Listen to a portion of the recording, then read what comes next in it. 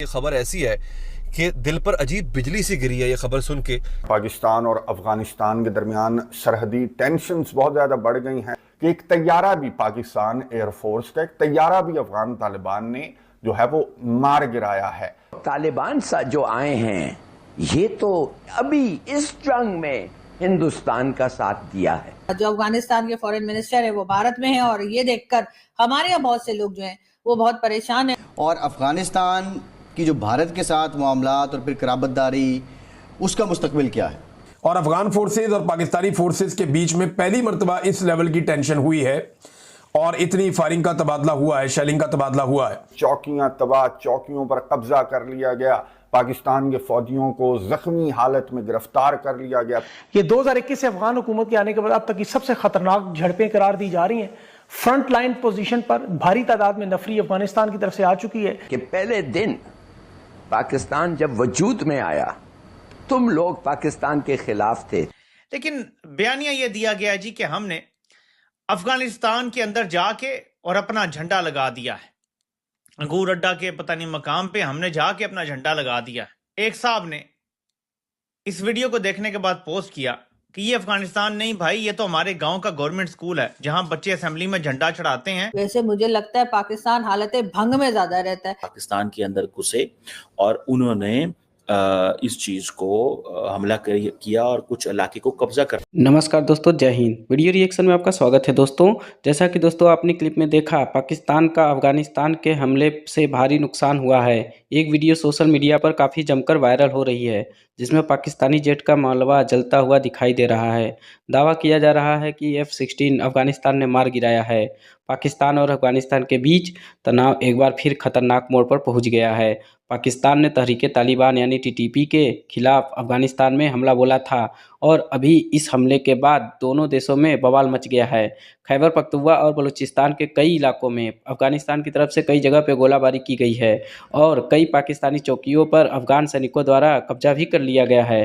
دونوں طرف سے گولے داغے جا رہے ہیں. افغانستان سے جڑے دونوں نیوز کا کہنا ہے کہ 58 پاکستانی سینکوں کی موت ہو چکی ہے اور وہیں پاکستانی میڈیا کے آؤٹ لیٹس ایک بار پھر جھوٹ پھیلانے میں لگے ہوئے ہیں.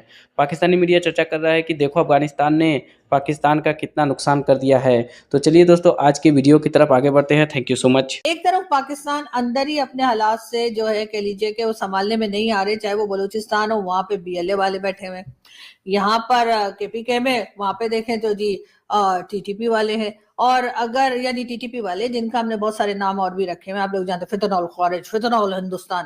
تو جی بالکل اسی طریقے سے یہاں پر جو ہے وہ اب نکل آئے ہیں TLP والے. لیکن اس وقت جو افغانستان کی طرف سے اٹیک چل رہا ہے اس میں جیسے ہمارے یہاں کہتے ہیں نا، عمران خان صاحب کہتے تھے ہر بات میں اسلامک ٹچ دینے، تو یہاں پر ہم ہر بات میں بھارت کا ٹچ دے دیتے ہیں. تو یہاں پر بھی بھارت کا ٹچ دیا گیا ہے اور کہا یہ جا رہا ہے کہ جی یہ جو کچھ ہو رہا ہے افغانستان کی طرف سے جو اٹیک کیے جا رہے ہیں اس میں جی بھارت کا ہاتھ ہے اور اس میں کی سازش ہے. اور یقیناً جو ہے وہ کسی نے کان بھرے، میں نے یہ فوٹو بھی دیکھی ہے، ڈاکٹر جے شنکر کان میں کچھ کہہ رہے ہیں، ہاں ٹھیک ہے گھسو ان کے جا کے پھٹو یا جو بھی کرو بہرحال، لیکن ان کو مزہ چکاؤ، ایسا کچھ شاید انہوں نے کہا. لیکن خیر اب اس کے ساتھ ہی ساتھ آپ جانتے ہیں کہ جو افغانستان کے فورن منسٹر ہیں وہ بھارت میں ہیں اور یہ دیکھ کر ہمارے یہاں بہت سے لوگ جو ہیں وہ بہت پریشان ہیں اور ان کا یہ خیال ہے کہ ایسے کیسے، یہ تو افغانستان والے تو ہمارے بھائی ہیں، افغانستان کو تو ہم نے آزاد کرایا، افغانستان کو تو ہم نے گورنمنٹ بنا کے دی، تو پھر یہ بھارت سے کیوں مل رہے. خیر جو بھی چل رہا ہے سو چل رہا ہے سانو کی. لیکن بات ساری یہ ہے کہ اس وقت یہ بات بھی بہت زیادہ چرچے میں ہے، بہت زیادہ بات چیت کی جا رہی ہے اس بارے میں بھی کہ کیا ایکسٹینشن جو ہے وہ دے دی جائے گی. میرا خیال ہے دے دی جائے گی، اس لیے کہ ابھی تک ہم نے یہی دیکھا ہے کہ جو بھی ہمارے آرمی چیف آتے ہیں یا جو بھی ہمارے یہاں فوج میں یا کہہ لیجیے جو ملٹری اسٹیبلشمنٹ ہوتی ہے اس میں آتے ہیں، وہ آ تو جاتے ہیں، اس کے بعد جاتے نہیں ہیں. وہ کہتے ہیں کہ بس میں ہی کام کروں گا، اتنا کام کا شوقین ہے نا، اتنے کام کے شوقین ہے کہ ہم کیا بتائیں. ورنہ تو آرام سے سر ریٹائرمنٹ لیجئے، آرام سے سگار پیجئے، گولف کھیلیے، گھومیے پھریے، کھائیے پیئے، اور جو دوسرے آپ کے بعد آنے والے ہیں ان کو کام کرنے کا موقع دیجئے کہ وہ بھی ذرا بتائیں کہ انہیں پاکستان سے کتنی محبت ہے، وہ پاکستان کے لیے کیا کچھ کر سکتے ہیں، کیا پالیسیز بنا سکتے ہیں. لیکن نہیں، یہاں پر سلسلہ یہی چلتا ہے اور ابھی بھی کچھ ایسا ہی لگ رہا ہے. دوسری طرف ہم نے یہ بھی دیکھا ہے کہ یہ باتیں بھی چل رہی ہیں کہ کہیں ان کو پریزیڈنٹ نہ بنا دیں. اس لیے کہ جو پہلے فیلڈ مارشل صاحب ایک بار بنے تھے نا، ٹھیک ہے نا، آپ لوگ جانتے ہیں ایوب خان، تو وہ بھی جو ہے ایک طریقے سے بن گئے تھے، فیلڈ مارشل بن گئے تھے، تو اب لوگ کہہ رہے ہیں کہ کہیں یہ بھی نہ بن جائیں۔ بہرحال اس میں ہم کیا کر سکتے ہیں جی، ہم تو ویڈیو بناتے ہیں، ہم تو بات کرتے ہیں، لیکن یہ کہ ہماری بات یہ لوگ نہ ہی سنے تو اچھا ہے، اس لیے کہ ہماری بات سن کر یہ کوئی صحیح راستہ تو لیتے نہیں ہیں، الٹا ایسا راستہ لیتے ہیں جو سیدھا ہمارے تک آتا ہے اور پھر ہماری پھٹی نہ لگ جائے، اس لیے ہم ان باتوں سے بچتے ہیں۔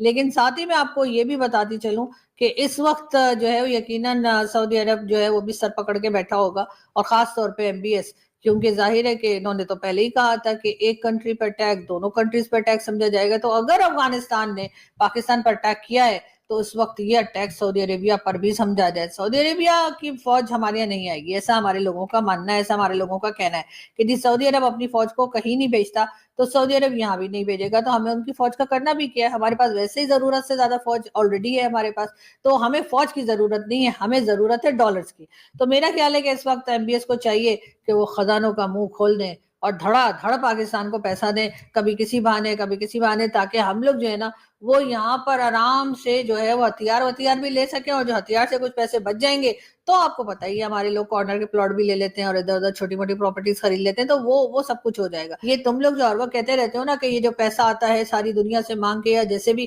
وہ پبلک کے اوپر لگایا جائے تو ان کو یہ کہا جا سکے کہ پبلک میں پیسہ کیسے لگے گا جب پاکستان جو ہے وہ حالت جنگ میں ہے۔ آپ کو پتہ ہے نا کہ ان کے اوپر لگانے کے بجائے ہمیں ڈیفنس پہ پیسہ لگانا چاہیے، مطلب ہم بچیں گے تو مطلب کہنا چاہیے نا کہ کوئی چیز آئے گی، لیکن لوگوں کو یہ سمجھ میں آئی نہیں رہا۔ لوگ کہہ رہے ہیں بھائی ہمیں کچھ دو گے تو ورنہ ہمیں بچ کر کرنا کیا ہے، اس لیے کہ نہ ہمارے پاس الیکٹریسٹی کے بل دینے کے پیسے ہیں، نہ ہمارے پاس کھانے کے پیسے ہیں، نہ ہمارے پاس بیمار ہونے کے پیسے ہیں، نہ ہمارے پاس صحیح ہونے کے پیسے ہیں، ہمارے پاس نہ ایجوکیشن کے لیے فنڈ ہے، نہ ہمارے پاس کوئی اور فنڈ ہے۔